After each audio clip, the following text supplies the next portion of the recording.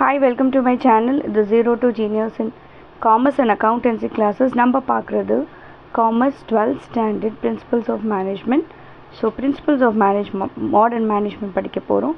ரொம்ப important question for 5 marks.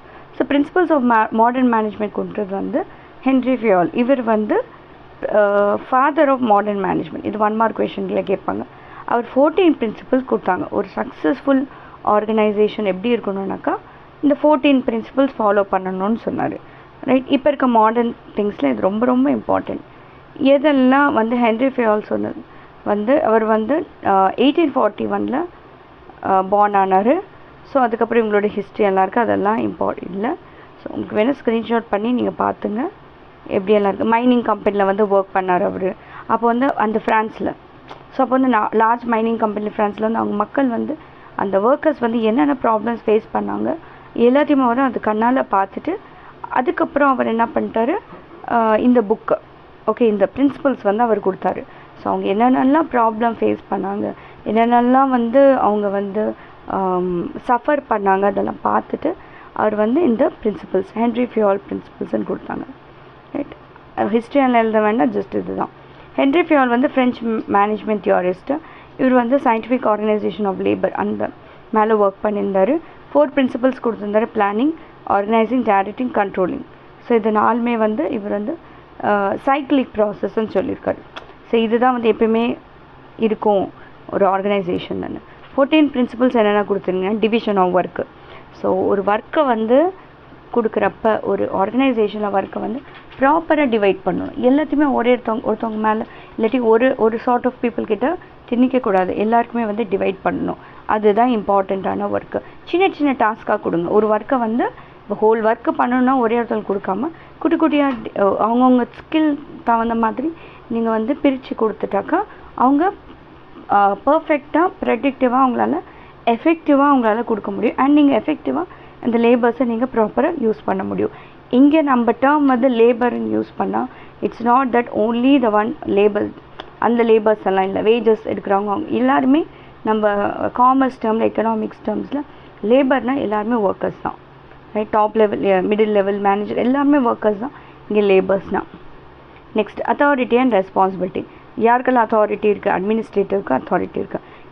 அந்த authority கொடுத்தது நம்ம ரெஸ்பான்சிபிலிட்டியாக அது நம்ம முடிக்கணும். அதுதான் வந்து ரெஸ்பான்சிபிலிட்டி. இவங்க என்ன சொல்கிறாங்க, லைக் அத்தாரிட்டி வந்து authority is followed by the responsibility உனக்கு கொடுத்த ஒர்க்கை நீ ப்ராப்பராக பண்ணும்.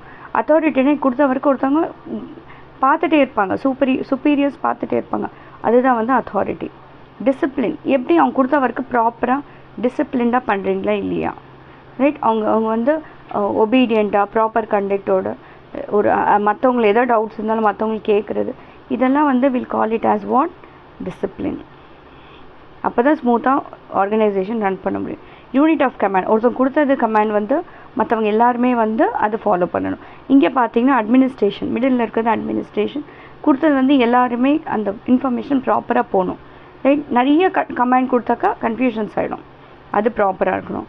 So each subordinate should be receive order accountable to one and only one superior. So orders வர மோர் தென் ஒன் சுப்பீரியர் தான் it create a confusion and conflicts. சண்டைங்க கூட வர சான்சஸ் இருக்குது if it is more than one command. ஒருத்தங்க இது பண்ணணுன்னா அதில் ஸ்டிக் ஆகணும். இல்லை நான் இப்படி சொல்லியிருக்கேன், இல்லை அப்படி சொல்லியிருக்கேன்னு மாற்றி சொல்லக்கூடாது. Unity of direction. ஸோ ஒருத்தவங்க என்ன சொல்கிறாங்களோ அதை நம்ம ஃபாலோ பண்ணிகிட்டே போகணும், அதுதான் வந்து யூனிட்டி ஆஃப் டைரக்ஷன். ஸோ ஒரு குரூப்பில் எல்லாம் அந்த ஆக்ஷன் நம்ம ப்ராப்பராக, ஒரு மேனேஜர் இருப்பாங்க, அந்த ஆக்ஷன் வந்து நம்ம ப்ராப்பராக கம்ப்ளீட் பண்ணணும். ஸோ மேனேஜர் என்ன சொல்கிறாங்களோ அது பிரகாரம் நம்ம போயிட்டே இருக்கணும்.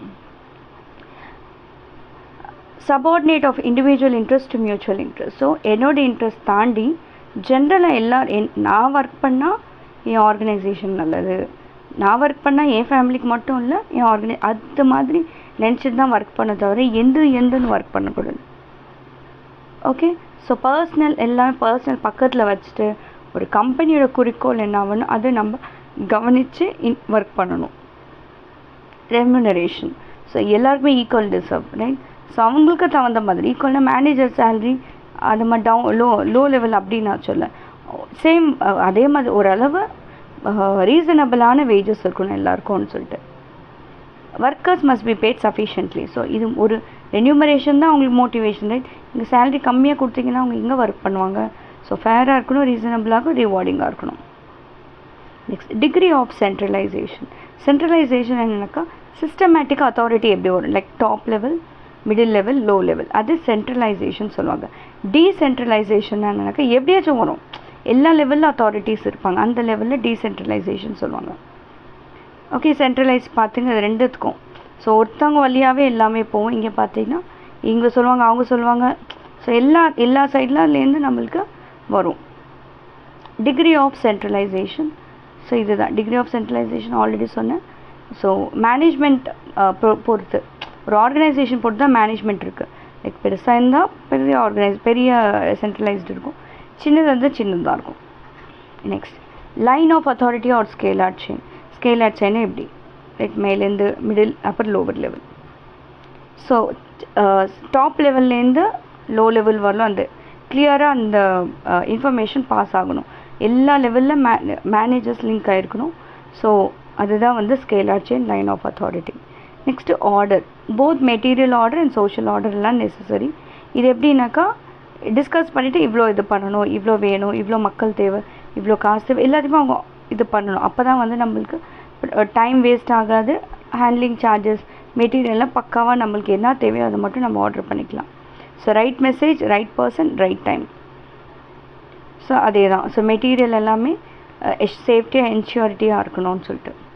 நெக்ஸ்ட் ஈக்குவாலிட்டி, எல்லாருமே இங்கே ஈக்குவல். கைண்ட்லைனஸ், ஜஸ்டிஸ் எல்லாருமே சேமாக இருக்கணும். ஒருத்தவங்களுக்கு பார்ஷலாக இருக்கக்கூடாது, அன்பயாஸ்டாக இருக்கணும், பயாஸ்டாக இருக்கக்கூடாது.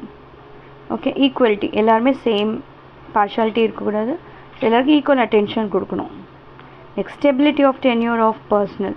Employees work better with the social securities and career progress. So உனக்கு இங்கே ஒர்க் பண்ணிங்கன்னா உங்களுக்கு சேஃப்டி இருக்குது, உனக்கு கெரியர் டெவலப் ஆகும். அது மாதிரி நம்ம கொடுத்தா மட்டும்தான் அவங்க எம்ப்ளாயீஸ் வெளியில் போக மாட்டாங்க, ரைட்? எப்பவுமே நிறைய வருஷம் ஒர்க் பண்ணிகிட்டே இருப்பாங்க. நீங்கள் கொடுக்குற ஒரு கான்ஃபிடென்ட், நீங்கள் கொடுக்குற ஒரு செக்யூரிட்டி, ஒரு கெரியர் ப்ரோக்ரஸ் இருந்தால் மட்டும்தான் அந்த எம்ப்ளாயீஸ் வந்து உங்கள் ஆர்கனைசேஷனில் ஒர்க் பண்ணுவாங்கன்னு சொல்லியிருக்காரு அவர், ரைட்? அதுதான். ஸோ நிறைய எக்ஸிட் அண்ட் என்ட்ரி வந்து ஃப்ரீக்வெண்ட்டாக இருந்தால் it's not a good organisation, right? Next initiative, புதுசாக யோசிக்கணும், ரைட்? புதுசாக இன்ஃபர்மேஷன் கொடுக்கணும். எல்லாரோட நம்ம தனிப்பட்டாக தெரியணும். அப்போ நம்ம புதுசாக இன்ஃபர்மேஷன் கொடுத்தா மட்டும்தான் ஆர்கனைசேஷன். ஏன்னா நிறைய பேருக்கு நிறையா இனோவேட்டிவ் திங்கிங்ஸ் இருக்கும். ஸோ அதெல்லாம் வந்து கொடுத்தீங்கன்னா பெட்டர் ஐடியாஸ், அது மாதிரி எல்லாம் வந்து இம்பார்ட்டன்ட். இப்போ பார்த்தீங்கன்னா நிறைய எம்என்சிஸில் பார்த்தீங்கன்னா எம்ப்ளாயீஸ்க்கு சொல்லுவாங்க ஆர்கனைசேஷன், நீங்கள் வந்து புது ஐடியாஸ் கொடுங்க, புது பிளான்ஸ் கொடுங்க அப்படின்னு சொல்லிட்டு அவங்க மோட்டிவேட் பண்ணுவாங்க. அப்போ என்னென்னா அவங்களுக்கு திறமையெல்லாம் அப்போ தான் வெளியில் வரும். அவங்களுக்கு இருக்க ஐடியாஸ் எல்லாம் வந்து நம்மளுக்கு கொடுப்பாங்க, ரைட்? ஆர்கனைசேஷன் அது என்ன ஆகும், அதை எடுத்துகிட்டு அவங்க இன்னும் எஃபெக்டிவாக அவங்களால இம்ப்ரூவ் பண்ணலாம் அவங்களோட ஆர்கனைசேஷனை. Next esprit, de corps or team spirit. So இது எழுத முடியல, டீம் ஸ்பிரிட் எழுதுங்க. டீம் ஸ்பிரிட்னா நம்மளுக்கு தெரியும். ஸோ மேனேஜர்ஸ் டீம் ஒர்க்காக இருக்கணும். மேனேஜர்ஸ் அண்ட் எல்லா லெவல் ஆஃப் எம்ப்ளாயீஸ் எல்லாருமே வந்து எஃபெக்டிவாக ஒர்க் பண்ணும். எஃபெக்டிவாக டீம் ஒர்க் பண்ணால் மட்டும்தான் அந்த ஒர்க் வந்து அந்த டாஸ்க்கை வந்து ஃபினிஷ் பண்ணும். அதில் மியூச்சுவல் ட்ரஸ்ட் இருக்கணும், அண்டர்ஸ்டாண்டிங்கும் இருக்கணும்.